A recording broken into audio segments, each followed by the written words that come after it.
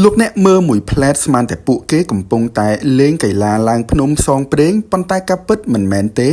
នេះជាផ្លូវជីវិតប្រចាំថ្ងៃរបស់ពួកគេសោះនេះគឺជាអ្នកភូមិនៅតំបន់ស៊ូហ្គនប្រទេសចិនដែលត្រូវរែកកសិផលធ្ងន់ៗនៅលើស្មា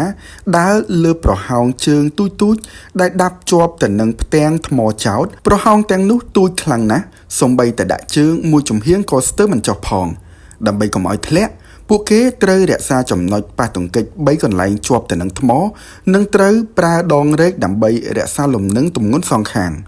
មុនពេលមានផ្លូវថ្នល់ទំនើបផ្លូវមរណៈនេះគឺជាខ្សែស្រឡាយតភ្ជាប់តែមួយគត់ទៅកាន់ពិភពខាងក្រៅប៉ុន្តែសម្រាប់អ្នកភូមិនៅទីនោះវិញវាជាការតស៊ូដើម្បីរស់រានមានជីវិតរាល់ថ្ងៃ